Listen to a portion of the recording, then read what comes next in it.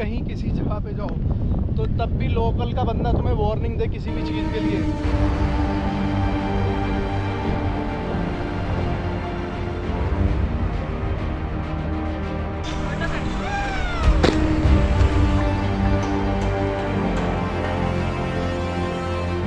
हम एंजॉय कर रहे हैं बारिश केरला की सड़कों पे।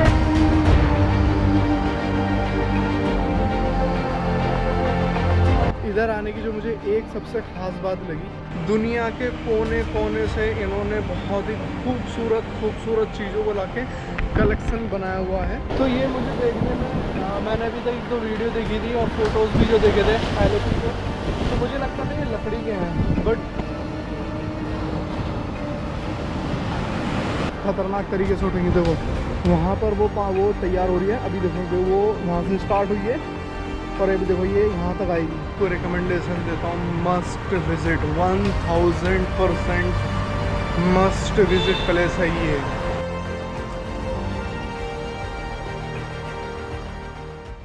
स्कूटी रेंट कर लिया LAP में घूमने के लिए, तो अभी बस चलते हैं जल्दी से LAP लाइट हाउस। तो दोस्तों केरला में एक शहर है LAP जो अपने हाउस बोट राइड के लिए बहुत ज़्यादा फेमस है और जनरली यहाँ पर लोग उसी को एक्सपीरियंस करने के लिए आते भी हैं और उन्हीं में से एक मैं भी था। मैंने भी यहाँ पर हाउस बोट का एक्सपीरियंस किया था, बट मेरे साथ यहाँ पर कुछ डिफरेंट हुआ। क्यों?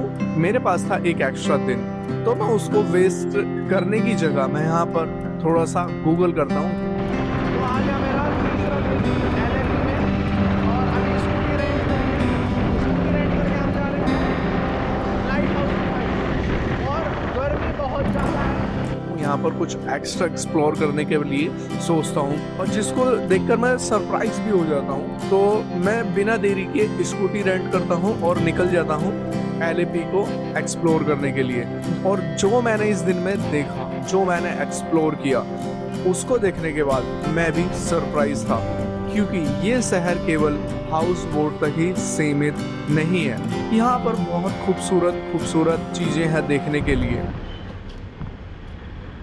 और आखिरकार वही हुआ, स्कूटी बंद हो गई है, ये स्टार्ट नहीं हो रही है।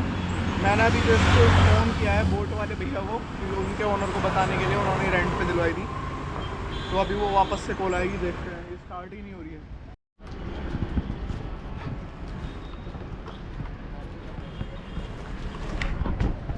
तो ये ओनर हैं, एक स्कूटी वो लेके आए, एक ये लेके आए, तो अभी स्कूटी ये चेंज करके दे रहे हैं। उसमें मुझे लग रहा है कुछ बैटरी का इशू है, so we are packing up.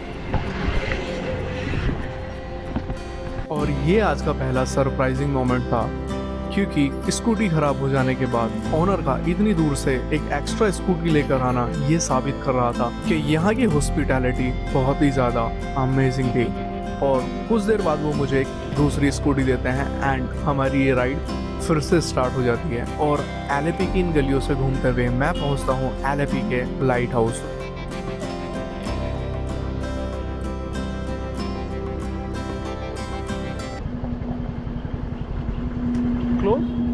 Sorry?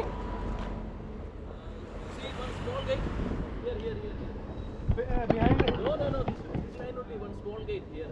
तो अभी हूँ LAP के लाइट हाउस में एंड ये लाइट हाउस कुछ ज़्यादा बड़ा नहीं लग रहा है मेरे को। ये कुछ ज़्यादा बड़ा नहीं लग रहा है, मतलब ये in comparison of the Kovalam बहुत बड़ा था। एंड ये 50 रुपीज़ का जो है टिकट मिला हमको। एंड ये म्यूज़ियम है, इधर ये बैठने का है। तो अभी पहले लाइट हाउस में अंदर चल रहे हैं, उसके बाद देखते हैं आगे यहाँ पे क्या क्या है। ऊपर से एक बार इसका नज़ारा देखते हैं। आप लोगों को जानकर हैरानी होगी कि ये छोटा सा दिखने वाला लाइट हाउस भी इस शहर की इमारतों से बड़ा है। तो यहाँ पर लेनी होंगी स्टेयर्स, क्योंकि इस शहर में बिल्डिंगों को बनाने की जगह यहाँ पर हरियाली को डेवलप करने पर ज़्यादा ध्यान दिया गया है और इस पर कितना फोकस किया गया है वो आप देख सकते हैं इस लाइट हाउस के टॉप पर पहुंचकर। ये समंदर,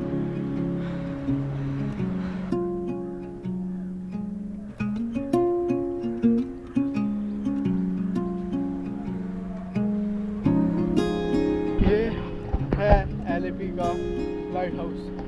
मेरे पीछे आपको वो LAP बीच दिख रहा होगा। एंड ये है एलएपी का 360 व्यू। यहाँ से देखो पूरा एलएपी दिख रहा है। और इधर आने की जो मुझे एक सबसे ख़ास बात लगी वो ये थी, पहला तो यहाँ के घर कोई भी मतलब ज़्यादा बड़े ऊंचे बिल्डिंग वगैरह ऐसा कुछ नहीं है। और जहाँ तक भी आप नज़र मारोगे ये सब पेड़ों से सराउंडेड है, मतलब बहुत ज़्यादा पेड़ है इधर की साइड भी। और जब यहाँ पर मैं एलपी की सड़कों पे स्कूटी राइड कर रहा था तो वो भी एक अलग ही एक्सपीरियंस था।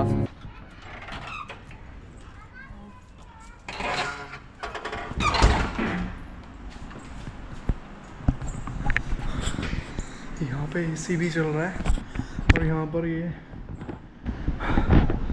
ये है आजीकोट दीपगढ़ का पुराना रेडियो बीकन प्रसारण उपकरण, radio beacon transmitter, air oil container for petroleum vapour burner.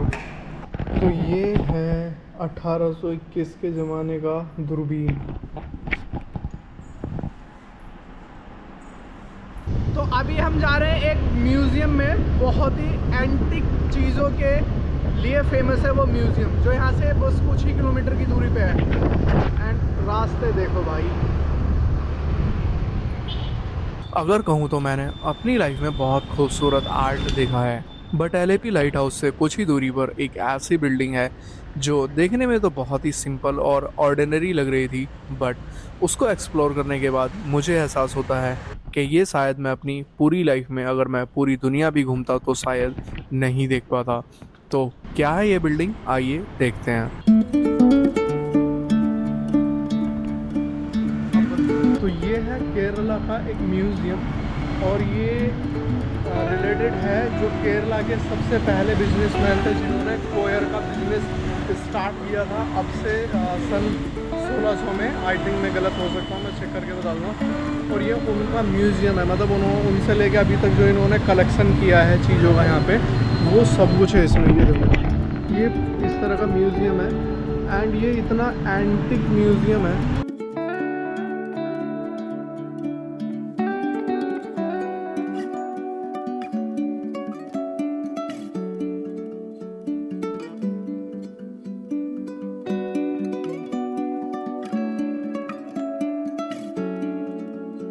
तो इनका कोयर का बिजनेस है, सन 1600 से समथिंग ये बना रहे हैं। और ये म्यूज़ियम रिलेटेड है उनके उस टाइम से लेके अभी तक के कलेक्शन का।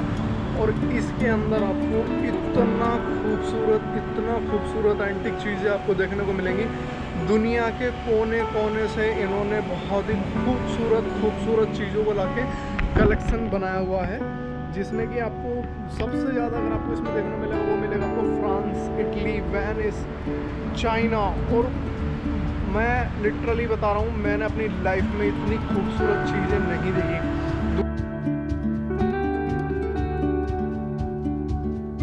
दूसरा इनके पास में जो है हाथी के दांत का वर्ल्ड में सबसे बड़ा कलेक्शन है, जिसमें 3D 6D पेंटिंग बनी हुई है।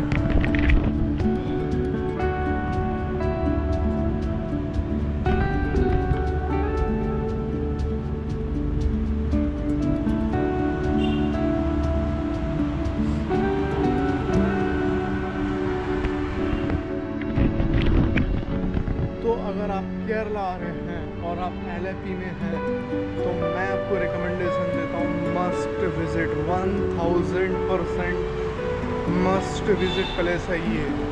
अगर आपने केरला आए, एलएपी आए और ये नहीं देखा तो ब्रो आपने कुछ नहीं देखा। आप दुनिया में किसी भी कोने पे चले जाओगे, बीच देख लोगे, लेकिन इसके अंदर जो चीज़ें रखी गई हैं वो उसके लिए तो आपको पूरी दुनिया घूमनी पड़ेगी, शायद तब भी आपको नहीं देखने को मिल पाएगी। तो जब मैं म्यूज़ियम एक्सप्लोर कर रहा था तो मुझे एक बेहद ही दुखद बात का पता चलता है,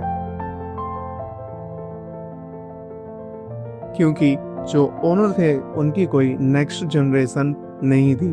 उनको सिर्फ एक बेटी थी, बट वो भी मेंटली इतना स्ट्रॉन्ग नहीं थी, जिसको देखते हुए इनकी सारी संपत्ति को एक ट्रस्ट के हवाले कर दिया गया था और इस संपत्ति की देखरेख अब वो ट्रस्ट ही कर रही थी।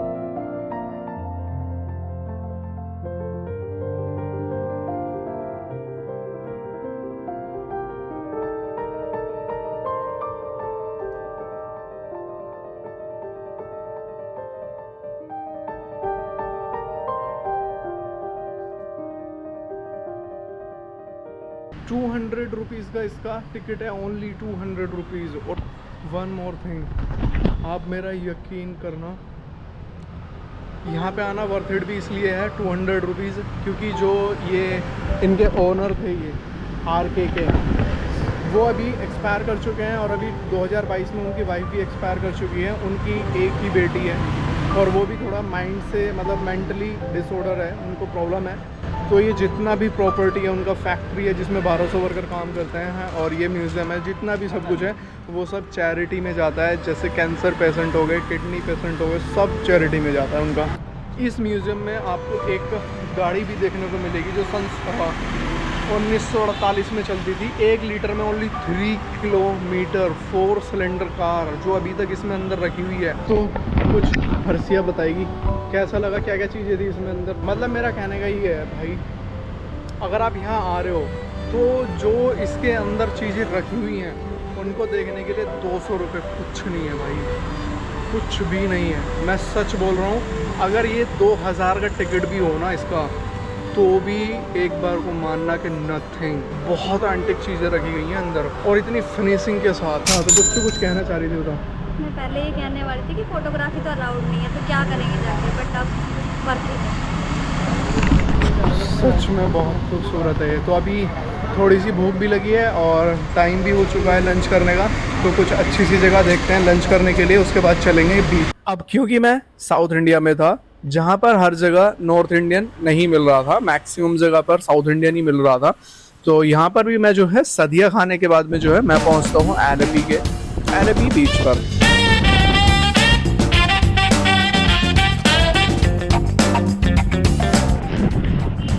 तो मैं हूँ अभी एलेपी बीच पे, एंड पूरा बीच अभी एकदम से खाली पड़ा है। और ये एंटर करने पे बीच देखने में बीच कम और राजस्थान का कोई डेजर्ट ज़्यादा लग रहा है। यहाँ पे छोटी छोटी स्टॉल हैं, शॉप। धूप भी तेज़ हो चुकी थी एंड पूरा बीच खाली पड़ा हुआ था, और जो ये रेत था ये भी बहुत ज़्यादा, मानो मैं राजस्थान के रेगिस्तान में आ चुका हूँ। बट फिर भी मैं सोचता हूँ कि जब यहाँ तक आ ही गए हैं तो थोड़ा सा इस बीच के बारे में जान लिया जाए। एंड उसके बाद जब मैं इसके बैंक पे पहुँचता हूँ तो मुझे इसके बारे में बहुत ही ज़्यादा इंटरेस्टिंग बातें पता चलती हैं। तो बने रहिएगा, देखते हैं वो क्या बातें थी।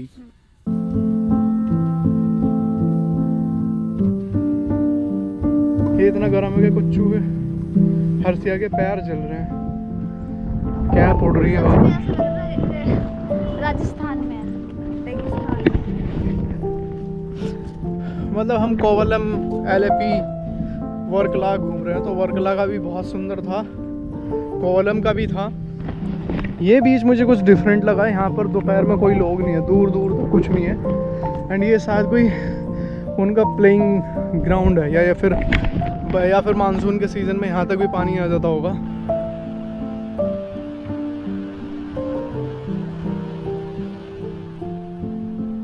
तो ये मुझे देखने में, मैंने अभी तक 1-2 वीडियो देखी थी और फोटोज़ भी जो देखे थे एलेपी के, तो मुझे लगता था ये लकड़ी के हैं, बट ये लकड़ी का नहीं है, ये आयरन है, ये लोहा है, जर्जर, मतलब इसमें जंग लग चुका है।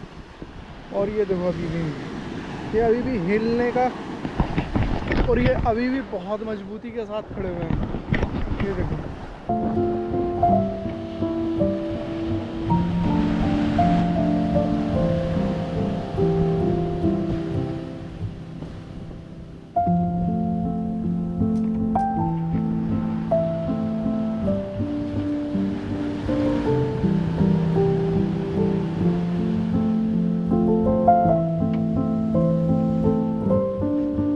सर ये बीच खाली क्यों है? ये बीच खाली क्यों है? Here is not allowed from this inside. Okay, so यहाँ पर we can't go inside. Some dangerous and very depth area. Okay, so if you we want to, Now it is not rush time. Evening is people is more come. okay.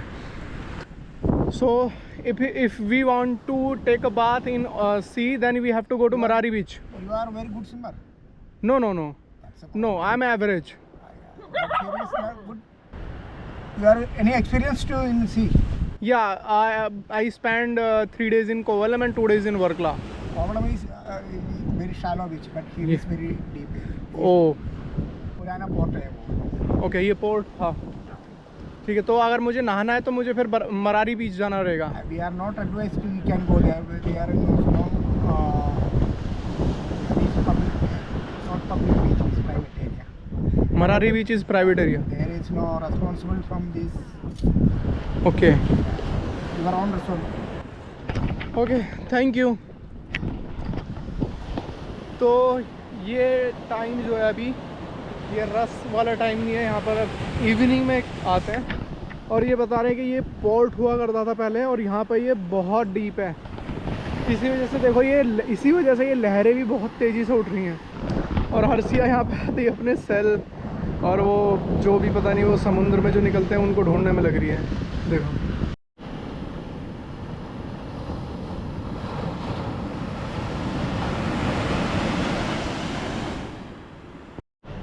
मेरे पीछे board लगा है danger area का, क्योंकि यहाँ पे तैरना खतरनाक है इस पे लिखा है। और वो पता है रीज़न क्या है? देखो अभी इधर से देखना, वेव कितनी खतरनाक तरीके से उठेंगी। देखो वहाँ पर वो तैयार हो रही है, अभी देखो वो वहाँ से स्टार्ट हुई है और अभी देखो ये यहाँ तक आएगी।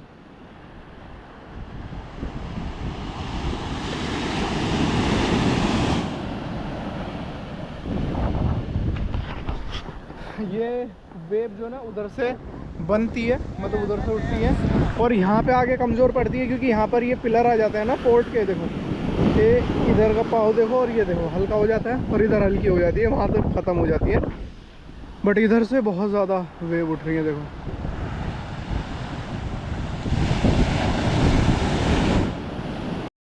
तो यहाँ गर्मी भी है और अभी नहाना भी यहाँ पे अलाउ नहीं है, क्योंकि बहुत ज़्यादा डीप है और यहाँ पर कुछ इतना ख़ास अभी देखने को भी नहीं मिला है।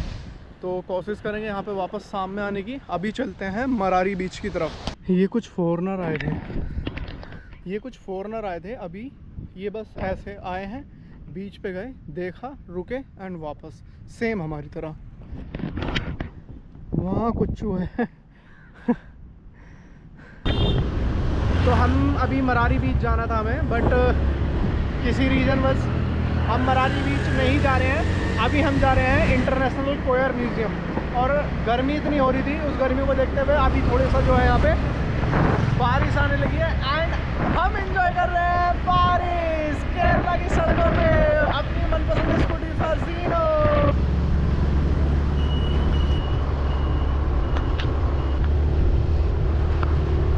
एक बात तो यहाँ की है, आप किधर भी निकल जाओ आपको रास्ते, गलियाँ और घर बहुत खूबसूरत देखने को मिलेंगे और उन पे 4 चांद लगा देंगे ये नारियल के पेड़। ये देखो, मन ही नहीं कर रहा है कैमरा बंद करने का। तो अभी लोकेशन देख लेते हैं एक बार। कुछ लोकेशन देखो कहाँ पर आ गए हम। देवी जी ने जो है ना अभी देवी जी की वजह से 2 किलोमीटर का चक्कर फालतू लगा था। तो प्लीज़ बता दो, लेफ्ट जाना है, स्ट्रेट जाना है, राइट जाना है? स्ट्रेट। ये शहर कोस्टल रीजन में होने की वजह से यहाँ पर गर्मियाँ हर सीज़न में बहुत ज़्यादा होती है। और आज के दिन बारिश होना मेरे लिए किसी वरदान से कम नहीं था, क्योंकि मैं सुबह से गर्मी में परेशान हो रहा था और शाम के टाइम थोड़ी बारिश हो जाने से मौसम में ठंडक आ गई थी, जिससे कि मेरी राइड जो है और भी ज़्यादा खूबसूरत होती जा रही थी। एंड ये जो रास्ते थे, ये रास्ते भी बहुत खूबसूरत लगने लगे थे। एंड रास्तों के दोनों तरफ जो ये हरियाली थी, उसके बीच से मानो मैं एक अलग ही दुनिया में राइड कर रहा हूँ, जिसको करते हुए मैं पहुँचता हूँ एलएपी के इंटरनेशनल कोयर म्यूज़ियम में।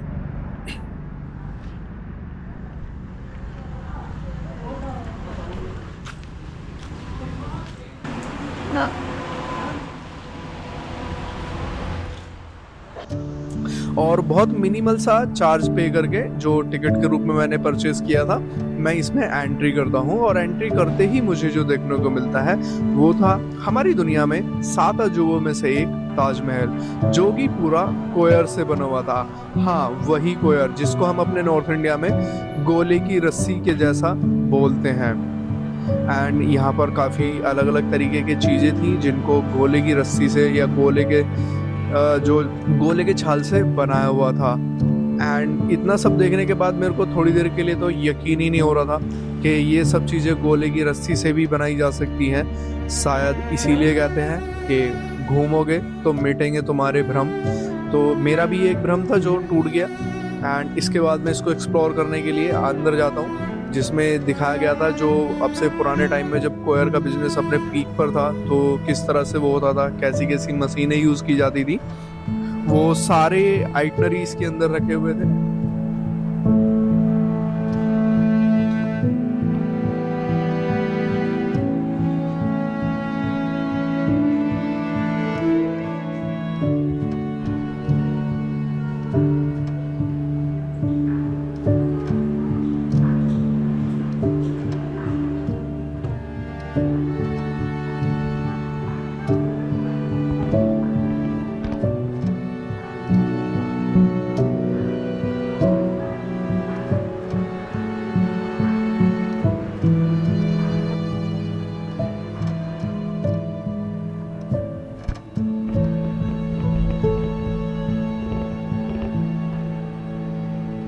एंड उसके बाद मैं इसको एक्सप्लोर करते हुए एक बेहद ही हैरत अंगेज जगह, जिसने मुझे एकदम से शॉक भी कर दिया था, मैं पहुंचता हूँ वहाँ पे एंड मैं देखता हूँ वहाँ पे जो है एक घर बना हुआ था। और वो घर दूर से देखने में ऐसा लग रहा था जैसे वो एक कोई झोपड़ी हो, बट उसको पास से देखने में पता चलता है कि वो घर भी जो है पूरा कोयर से ही बना हुआ था। उसके अंदर के बेड, उसके अंदर का हर एक चीज़, टेबल, कपड़े, कप, एक एक चीज़ उसका जो है वो कोयर से ही बना हुआ था। जिसको थोड़ा एक्सप्लोर करने के बाद मैं पहुंचता हूँ इस म्यूज़ियम की फैक्ट्री में, जहाँ पर अभी भी कोयर से कुछ प्रोडक्ट बन रहे थे, जिनमें से मेन थे डोरमैट थे एंड जो एलएपी के बैकवाटर के बैंक्स पे जो जाली रखी जाती है वो थी।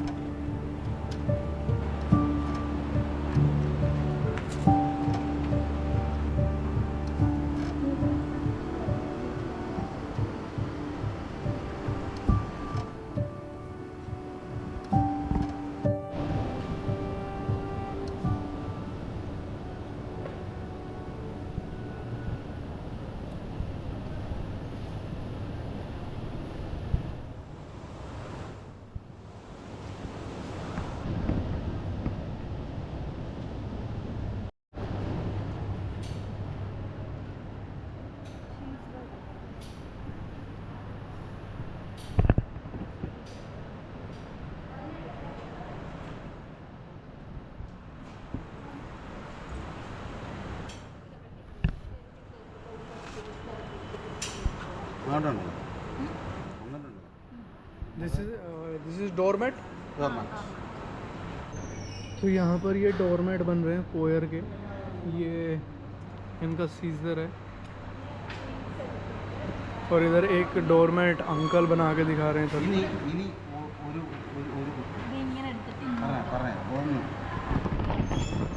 तो ये पूरा डोरमैट का कारखाना है, फैक्ट्री है अपनी भाषा में बोले तो।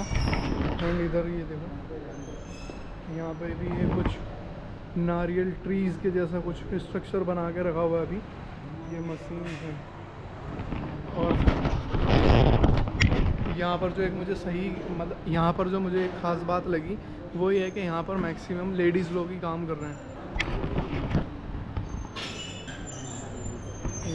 ये जो अभी अपन ने वो कारखाना में देखा था, ये डोरमैट का है शायद।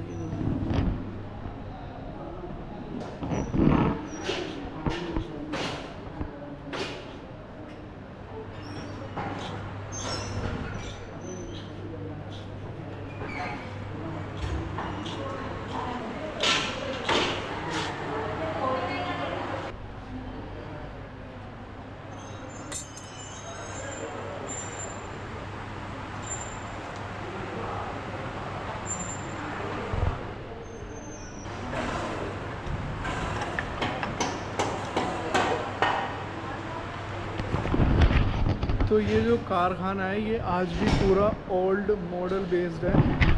यहाँ पर ये सब लकड़ी के ही यूज़ हो रहे हैं, कोई भी मशीन नहीं है जैसे पुराने टाइम में होती थी।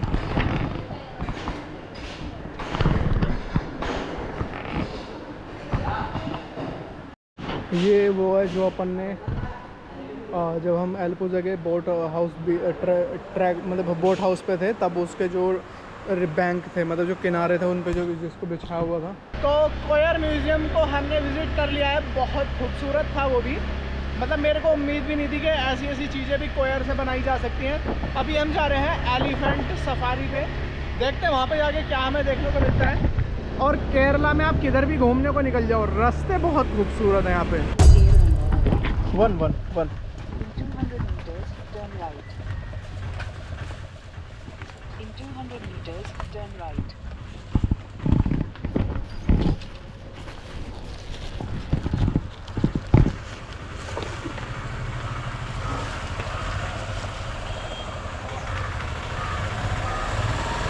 In 200 meters, turn right.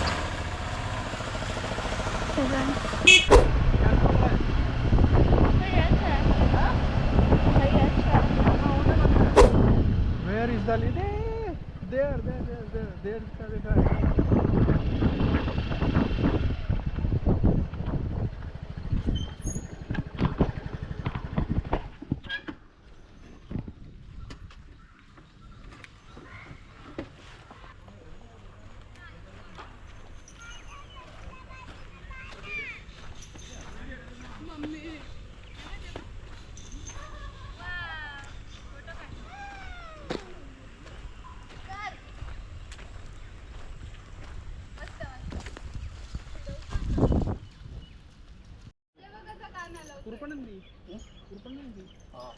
कुछ देखो अपने पीछे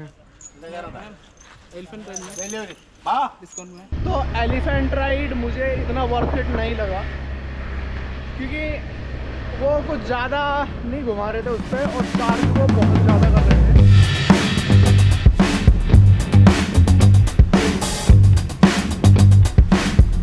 तो एक बहुत ही खूबसूरत स्कूटी राइड के बाद मैं पहुंचा हूँ अभी मरारी बीच पे।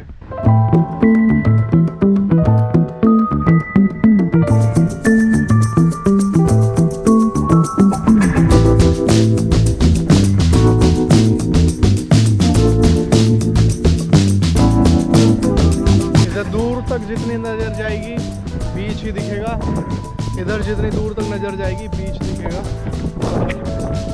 यहाँ पर ये छोटी छोटी चेयर्स को डाला हुआ है।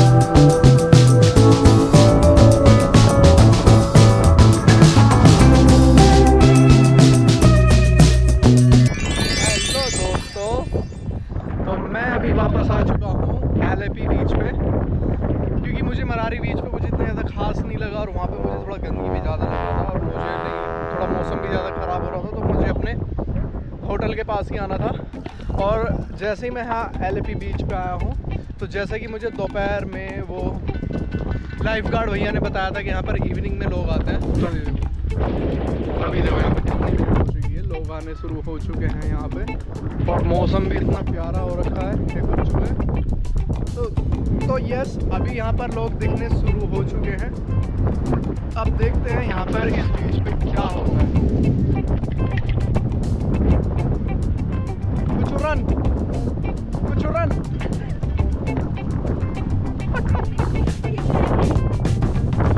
डेंजर बारिश, यहाँ से निकलना। तो अब भाई इसको देख लें एक बार, फिर वापस जा रहे हैं,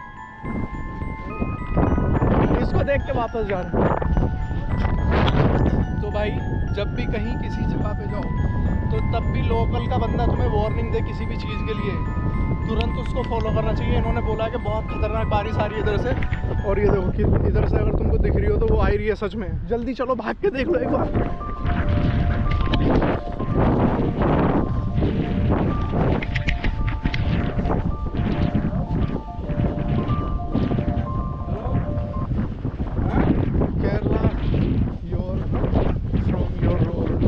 अगर ये देख पा रहे हो तो ये अभी समंदर का पानी देखो एकदम ही काला दिखने लगा है।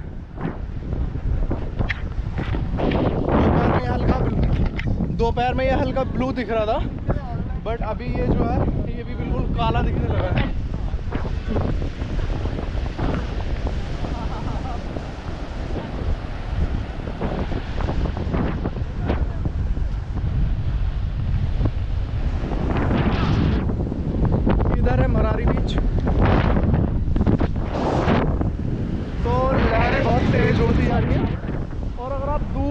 दूर तक देख पा रहे हो तो ये इसमें जो है मतलब समंदर में वाइट वाइट लहरें इसके बीच में भी बन रही हैं। सुबह जब हम आए थे तो यही दिख रही थी, लेकिन अभी देखो वाइट वाइट वाइट दिख रहा है, पूरे समंदर में लहरें आ रही हैं। और ये तभी होता है जब बहुत तेज बारिश आती है। तो आज रात की हमारी ट्रेन भी है 9:30 बजे की, तो उससे पहले हमें वापस से रेलवे स्टेशन भी आना है, क्योंकि कोवलम बीच से ही 1 किलोमीटर की दूरी पे ही है रेलवे स्टेशन। तो वी आर गोइंग बैक।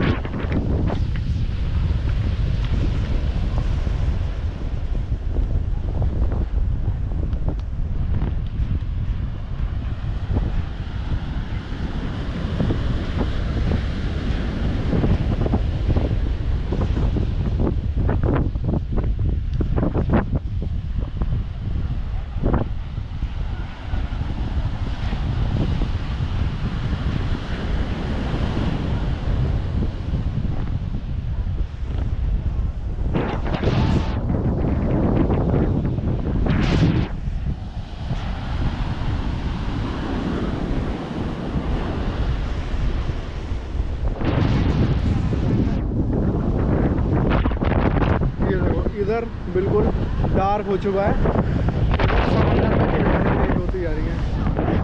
तो कुछ कैसा लग रहा है? तो अभी हम यहाँ से निकल रहे हैं। तो ये थी अपनी जर्नी केरला सीरीज़ की, जो ख़त्म होती है एलेपी बीच पे। तो इस सीरीज़ में बस इतना ही। और अगर मैं अपने एक्सपीरियंस के बारे में कहना चाहूँ तो भाई ऑसम एक्सपीरियंस था। यहाँ के लोग मतलब बहुत सही लगे अभी तक, ठीक है। एंड साफ़ सफाई भी बहुत सही थी, क्लीनेस और रोड, मतलब अगर मैं ओवरऑल बात करूँ तो एक बार केरला आना बनता है भाई। बट मेरे को तो अभी 2 बार भी आना पड़ेगा, क्योंकि मुन्नार और ठेगड़ी रह गया है। ठेगड़ी का मेरे को बहुत रिकमेंडेशन दिया गया कि ठेगड़ी जाओ। तो देखते हैं उधर भी। बाय।